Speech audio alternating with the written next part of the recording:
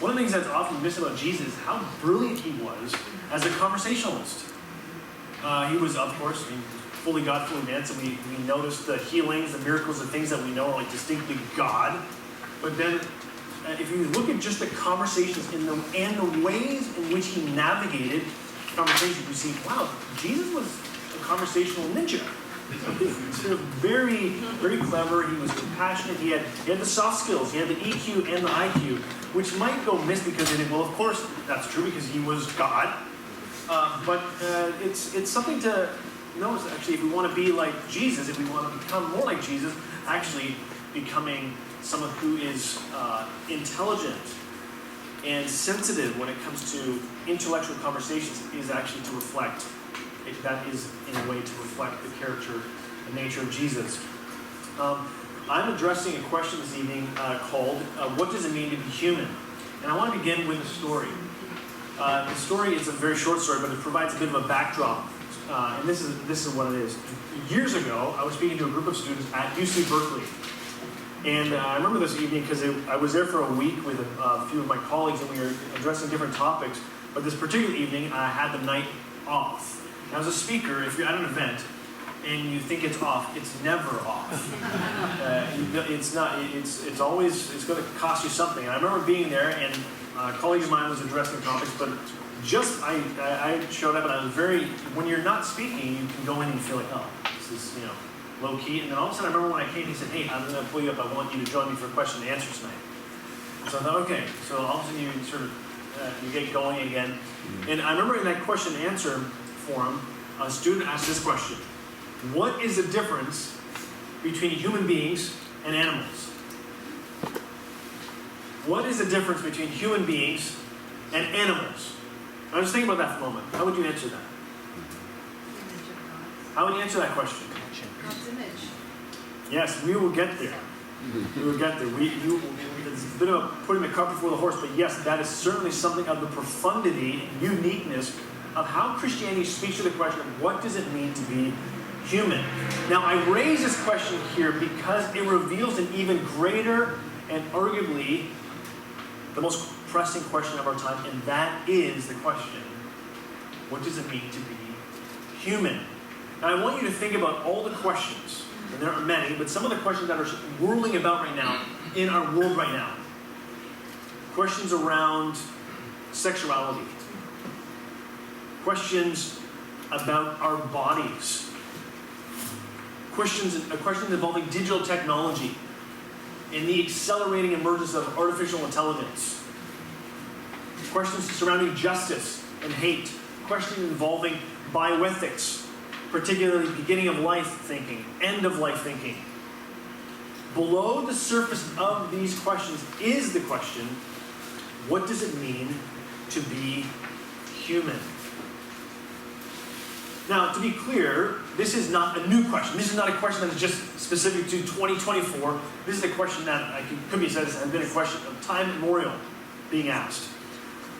In his book, Morality, the Rabbi Jonathan Sachs touched on this by actually touching on different key thinkers who have asked this throughout history. This is what he writes, and I quote, in his novel, Zadig, Voltaire described humans as, quote, insects devouring one another on a little atom of mud. The late Stephen Hawking, meanwhile, stated that, quote, the human race is just a chemical scum on a moderate-sized planet orbiting around a very average star in the outer suburb of one among a billion galaxies. The philosopher John Gray declared that human life has no more meaning than that of slime mold. In his book, Homo Deus, despite its bold title, Yuval Harari reaches the conclusion that, looking back, humanity will turn out to be just a ripple within the cosmic data flow. So there you have it, some cheery words on what it means to be human. And what you notice baked into many of those statements is that humans apparently are not that distinctive at all. At least that would be an accurate inference of what those words were saying, by the way, were coming from some very incisive thinkers throughout history and even still living today. So this evening, I want to zoom in on this question, what does it mean to be human? But I want to start, before we get to say how the Christian faith responds to that question, I want to look at, say, how do we get here? How do we get to the point in our cultural moment where actually when you ask this question and then you land on the answer, well, both, but specifically the answer is very detached from the Judeo-Christian perspective. I mean, it's not even close. How do we get to this point where really there's this noticeable absence of God in the conversation and the ethics that come from believing in God? And to do this, I want to just sketch out for you what I call a very brief history of truth. Brief intellectual history of truth. Now, and again, just the important word there is brief. Because we're going to make sure it's an important means to an end, but it's still an important means. So if you look at the history of truth, going as far back as, say, someone like Plato. Plato saw truth as something objective. And if you move along, we're moving rapidly to, say, early church fathers. Someone like Augustine. Augustine also believed that there was objective truth, but the difference is that not only did he believe truth to be objective, but truth was located in God. So how are we able to discern and understand truth? God helped us. God was the one who actually helped us understand what truth is, what the nature of truth is. And as you move along history, you move into, say, we're speeding along here, but to the Renaissance.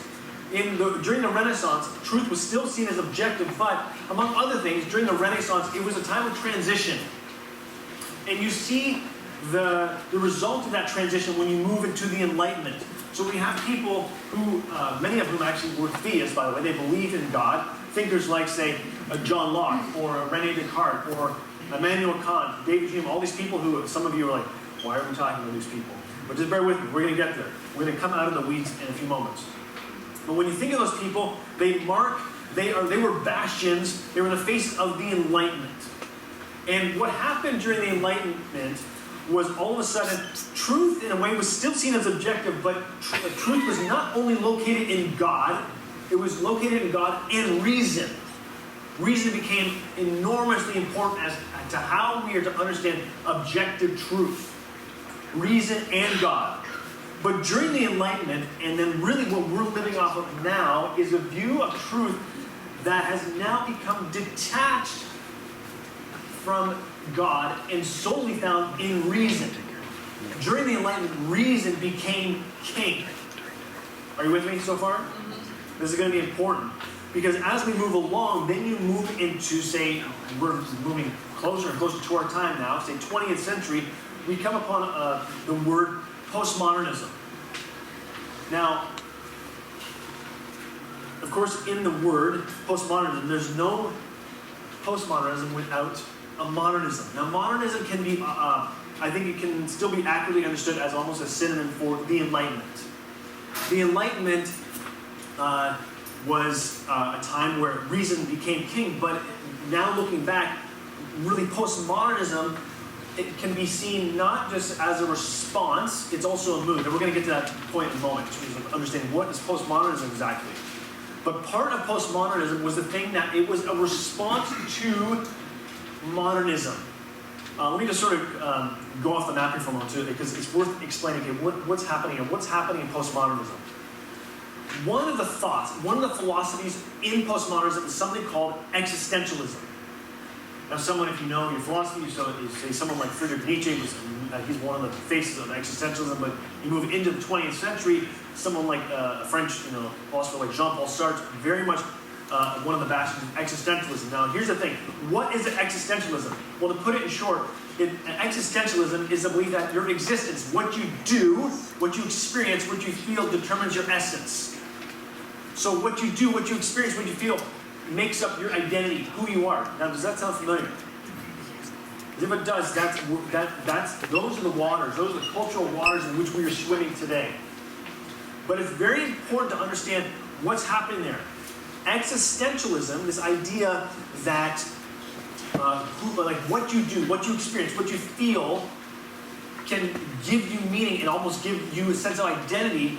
Notice there, that so much of existentialism was a response, and I'm quoting here from someone, to the unpaid bills of the Enlightenment. Existentialism here was a response to the unpaid bills of philosophy, meaning that people within existentialism saw philosophy becoming too cognitive. It was disproportionately heady and not valuing the passions, what we feel. So existentialism was saying, hold on a second, what we feel, what we experience is important. So existentialism, and what then eventually became postmodernism, was saying, hey, we need to, like, we go the other way now. So instead of actually being disproportionately focused on the mind and the intellect, existentialism and therefore postmodernism is saying, we're going to have a disproportionate value and emphasis on what you feel, what you experience, what you do. That's why it's very helpful to understand, if you were trying to pin down a definition of what postmodernism is, it's very helpful to understand it as just a mood. And that's not, by the way, that's not a haphazard or a bastardized way of understanding postmodernism. It's actually accurate to when you think of what movies have been made within this framework. So much of the movies, so much of the music made within postmodernism are made to evoke a mood, a feeling. Now I want to put up an image that connects this theme to what it means to be a person. And the image is, this image is actually taken, I had someone do this image up, it's quite a simple image, but it actually comes from the ideas put forth in a person named Nancy Pearcey, her book, Love Thy Body. And now I'll explain this slide here, but what she's doing in her book, in this section on, I forget where it is, but I think, if I remember correctly, it's when she's talking about the gender conversation. She pictures philosophy as if, particularly postmodernism and modernism, she puts it into almost like a house. And she says that if you were going to imagine how modernism, how the Enlightenment and postmodernism fit into a house, this is what it will look like. You see modernism on the ground floor. And as you see here, if you don't have modernism on the ground floor, you don't have postmodernism. Postmodernism is sitting on the shoulders of modernism. Now, what you have in modernism, you have facts. And facts within, and this is certainly indicative and a reflection of the Enlightenment thinking. Facts are objective. They're public. They're valid for everybody. Contrasted to if you go up to the second floor in postmodernism, you don't have facts. Facts aren't emphasized within postmodernism as much as values. But values, coming back to this idea of truth, values are, you do what you do. You experience what you experience. And dude, you just do that. And even if it conflicts with me, that's okay. Yeah, because that's private. That's, I mean, what you do behind closed doors, what you do on that screen, what you do in your bedroom, that's private. That's subjective. Do you see what's happening here? This is our cultural moment right now. But it was not just it didn't happen just, I don't know, 2020 or the 21st century. This has been a slow burn of ideas having consequences. This response found postmodernism to, rightfully so, this disproportionate focus on the cognitive activity and saying, no, actually we need to pay attention to our feelings, but not only pay attention to them, feelings become supreme.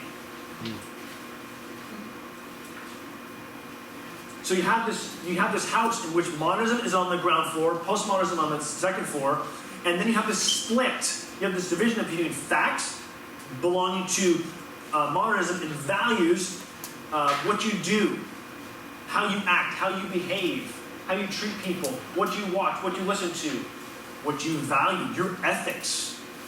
In other words, how you live is subjective. It's private. It's relative. And we have so many phrases. I mean, so many phrases we can think of, like, hey, you do you. Truth is relative. I mean, there's just so many lines that we know that reflect that kind of system. But here's what she draws out. I'm not going to go full to because this is not a conversation on, say, the gender conversation. But what she does do is, it says, insofar as the human being conversation, she says, within this, when you keep pushing this idea to its logical conclusion, you see that it actually leads to another split. And it's a split between the person and the body. And within postmodernism, there's this split of what you feel what you think is separate. It becomes separate to the body.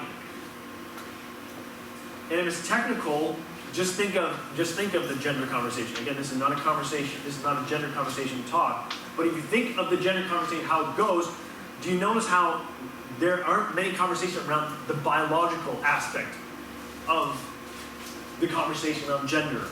And that is a reflection of what she's drawing out here, this split between the person, what you think, what you feel, and actually the physical. There's a separation of that. Therefore, this is why you have this statement, quite a provocative statement, by one transgender activist who said, gender is not between my ears. Hold on a second. It's not between the legs. It's between my ears. Gender is not between my legs. It's between my ears. Do you see what's happening? This is a reflection of the split. How actually it's not a biological thing. It's actually what I think and what I feel. And if I feel this way, how you can't push back on that because this is what I feel. And you see, that's a reflection of the postmodern mindset where, hey, what I feel is what I feel. And yeah, you might feel a different thing that might conflict, but my feelings are supreme. Are you with me? Yeah. So we're moving quickly here, but we see something, it's very helpful to see that visual. How did we get here? And at the very least, realize it's been a very long and slow burn as to how we get to this mindset where feelings have become supreme. It didn't happen overnight.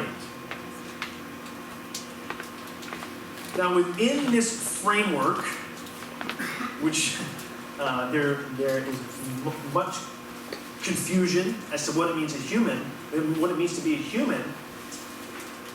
One thought, one term has been coined by a sociologist, Robert Bellow, and he coined this term, expressive individualism. Expressive individualism. What is expressive individualism? Well, we can go on for a while in describing that, but expressive individualism, if we're just going to cut to the chase of what is expressive individualism, more than anything else, it's an obsession with the self. An overt obsession with the self. He actually puts it like this: expressive individualism holds that each person has a unique core of feeling and intuition that should unfold or be expressed if individuality is to be realized. And moving on, another person put it like this: within expressive individualism, we experience, quote, the enthroning of the self as the greatest authority. God, therefore, is increasingly relegated to the role of servant and massager of the personal will. Let me just stop there for a moment. So much of that is actually what Christians and the Jewish faith would call idolatry. Now, idolatry in its simplest form, I was reminded of this by a former colleague of mine, John Lennox. So some of you might know John Lennox, now retired from Oxford, mathematician, scientist. He very helpfully points out idolatry. And idolatry is simply this: it's when you relativize the absolute and absolutize the relative. So you make that which is actually, it might be a good thing, doesn't have to be bad or even destructive, but you make that thing that is relative and you absolutize it. And you make it ultimate. And simultaneously, in that act of idolatry, you therefore bring the absolute, in this case God, and you relativize it. That is what's happening in expressive individualism, because expressive individualism is saying, I'm actually the show. And if anything goes against what I feel and what I don't and what I want, that's a problem.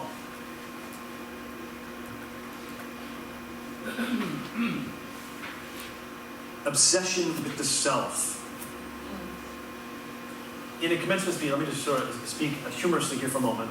I'm going to breathe a bit of oxygen in this. All of a sudden it's become a bit tense here. Let me try to lighten it a bit. If you remember listening to a guy named Peter Craig, who read his books, one of the more incisive thinkers really of our time still, he said in one of the commencement speech he gave at Franciscan University a few years ago, he spoke of the lies often told at commencement speeches, and he said this: lie number 1, you can be whatever you want to be. Well, that's not true even for God. He can't be the devil, even if he wanted to be. Good cannot be evil, and evil cannot be good. Nothing can be what it is not. That's the law of non-contradiction. But that is part of expressive individualism. Hey, you just be what you want to be. I mean, and he's right. I mean, if we've heard commencement speeches, that's one of the classic lines trotted out at commencement speeches. Be who you want to be, and don't let anyone tell you otherwise. And you'll be satisfied, and you'll be happy if you do that. And that actually, Peter Krebs here saying, wait, hold on a second, we gotta raise a flag on that. That doesn't make sense. You cannot be whatever you want to be. Actually, as a matter of fact, God can't even be whatever you want to be.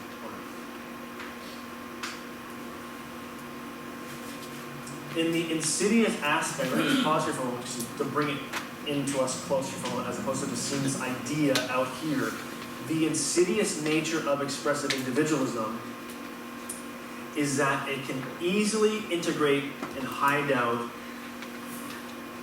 or be on full display even within followers of Jesus. And that's idolatry. It's again this idea of relativizing the absolute, absolutizing the relative. So, what does the Christian faith say to this? What does the Christian faith say to not just expressive individualism, but to the question of what does it mean to be human? And we come back to the question of what distinguishes us from human beings. Well, as was mentioned when I sort of threw out the question earlier, really we go to ground, ground zero. We see in Genesis 1:27. Well, let's just go there. Genesis 1:27, just to quote, and to be exact, this is what we get in Genesis 1:27. So God created mankind in his own image. In the image of God, he created them, male and female. He created them. Now, here's the thing. If you're anything like me, you might be thinking, why is he looking that up? He should know this off by heart. Because for most of us, we know that off by heart. We know that, when God, part of the creation account is that we have been made in the image of God. The challenge for us is when we hear something like that, we're so over-familiar with the thing, the statement, that it just washes over us. So we need to ask ourselves, what does that mean? What does that actually mean? Have you ever asked yourself, what does it mean? What does it mean to be made in the image of God? I want to give you 3 bullet points that help us sort of understand something of the enormity of what it means to be made in the image of God. First of all, it means we are not God. Now this might sound like a Captain Obvious point here, but fundamental to being made in the image of God means that you and I are not God. And that runs so incredibly counter to the cultural mood in which you and I live, the air that we breathe, because we might not say, you don't go up to say, hey, hi, I'm Nathan, I'm God, and how about you? Years ago, I was speaking at a university in the Northeast, and after this one talk, there was a person who asked a great question, but we didn't have time to answer the question, so I walked her, she was in the second row, and I said, hey, look, this is a great question. I can stick around here for 30 minutes. I've got 30 minutes now to talk, if you want to talk. And she said, look, I've got to tell you, I'm not a Christian. I came to this because a Christian invited me to it. I didn't want to come to it, but I just wanted to be a nice friend, so I came to hear you guys speak. I said, the other thing, and then she said, look, here's the other thing. I didn't agree with anything you said. And I also think you guys, you Christians, blow everything out of proportion. You take everything and just say, everything has to be so serious for you guys. And she said, look, and I just listened to her, so you can see the conversation starting off really well. She said, look, I don't need God. I'm actually very happy without him. Last year, she pointed to her hair. My hair, she said, was down here. I cut it here. She said, I never had any piercings. I got piercings. I never had tattoos. I got tattoos. And then she paused and said, and I got my heart broken for the first time. And I could tell the conversation, her speech is slowed down. And she said, after I broke up with my boyfriend, my friend said, hey, you need to come to the party, come to this party with us. This is going to help you just get out of your head. It's going to help you.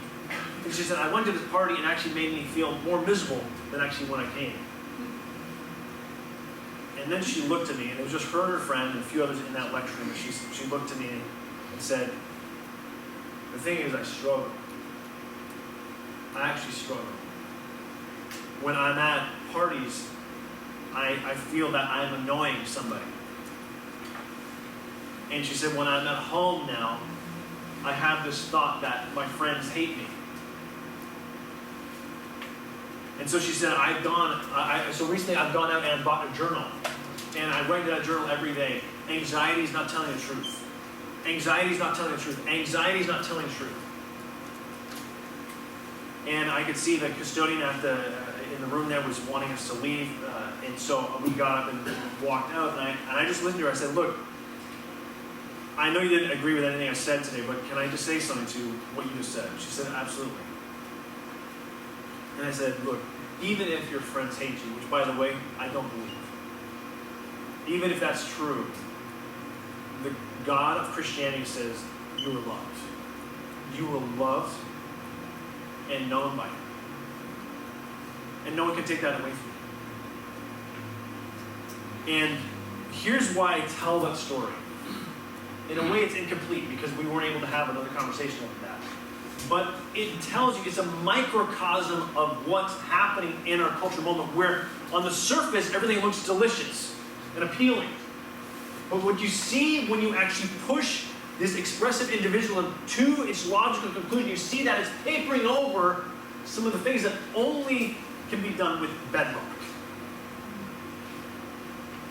And even in this conversation where she said, I'm happy without God, I don't need God, she's actually, the more I listen to her, she's telling me implicitly that she needs God's help. And instead of going to God, it's being outsourced to other spaces which will just not satisfy, in some cases, wear you down, if not become destructive. But that's part of a worldview in which we believe subtly that we are God. And being made in the image of God tells us, if nothing else, actually we're not God.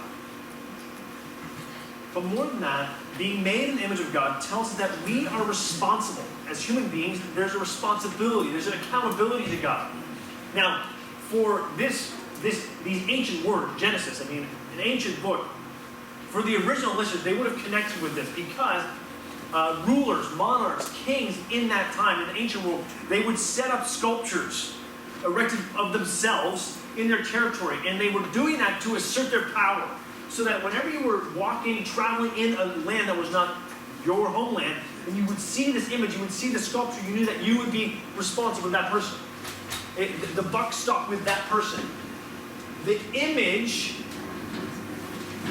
evoked responsibility, accountability. And if you think even today, if you go into a government building, now whether that could be a town hall, it could be the spot where the governor works, or even more, like if you were to go into something like, think of any government building. When you go in, generally speaking, on your right or left, you will see photographs of a mayor, or if you keep climbing, possibly the governor, or next to a president or a vice president. And we don't live in the ancient world, but we still associate images to accountability. We know that actually when we walk through that hallway and we see the image of the president or the vice president, we know that actually that person is the person ultimately to whom we're responsible. So are you with me? Mm-hmm. Now, let me just pause here for a moment because actually there's something even more profound. I'm going to try to land the plane here. I think I have 5 minutes, but let me just say this. This is really important. Fast forward to actually, so you have Genesis and then you have Jesus. Jesus in Matthew's gospel, he's asked a question by Pharisees and Herodians. Now, if you don't know who the Pharisees and Herodians are, let me just tell you in short. The Pharisees were a group of people who were theologically obnoxious. The Herodians were a group of people who were politically obnoxious. So, we have in that story, if you look at Matthew 22, Matthew, the narrator, actually tells us very helpfully, he gives us a verbal cue that they actually come to set him up. They come with a verbal trap. So we know immediately this is not just like a genuine civil discourse conversation. It's not. They're actually there to set him up. And they come and they ask him, Jesus, is it lawful for us to pay tax to Caesar? And on the surface, that's a financial question, right? And it's like, hey, should we, Jesus, you know stuff. You've been doing stuff that actually tells us something of who God is, but we don't really believe that. But we want to set you up here. Is it lawful to pay tax to Caesar? Now, here's the thing: if Jesus says yes, well, the Herodians are going to be happy because now it's like, okay, nothing to see here. He's on the side of Rome. Now, for the Pharisees, they're not going to like that if he says yes, because now Rome, to pay tax to Caesar would be almost synonymous with you're against them. You're actually for the oppressor. But if he says no, now the Herodians are going to be upset because they're going to see Jesus almost wanting to start a rebellion. You see that? So both ways, if he says yes, he's duped. If he says no, he's also duped. He's in a corner. And what does he say? He says, pass me a coin. Hand me a coin. And they hand him a coin, and he says, whose image is on this coin? And they said, it's Caesar's image. And he says, render to Caesar the things that are Caesar's, and to God the things that are God's.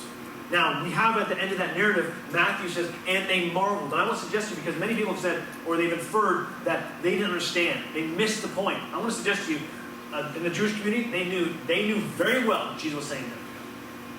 And part of the marveling was because they were like, holy smokes, did the mic drop? Like, did he just say what I think he said? Because the inference is, if that's where Caesar's image is, you have to ask yourself, where's God's image? And some of you in this room, he was talking to you, that you know exactly what God's image is. And I'm laying claim to that because you are made in my image. To be made in the image of God means we are responsible, we are accountable to him. Not God, responsible, and also lastly, we have the capacity to relate to this God. We are made for relation. This is probably the distinguishing factor of us to animals. We are the only beings created by God, made for intimate, personal relationship with him. This is why Augustine once said this profound word, you have made us, speaking of God, you have made us for yourself, and our hearts are restless until they find the rest in you. You, God, have made us for yourself, and our hearts are restless until they find a rest in you. So that's really a starting point. It's not, by any stretch of the imagination, a comprehensive talk, but some thoughts to start a conversation on what does it mean to be human? What does it mean to be human? One, we're not God. He is God. Two, we're responsible. We're accountable to him. And three, we have been made for relationship. And that is a challenge not just for us as followers of Jesus to remind ourselves of, but it's a human being issue. Augustine wasn't speaking of religious people or the theologically inclined. He was speaking to, it was a humanity inference. You have made all of us for yourself. Our hearts are restless until they find the rest in you. Let me pray.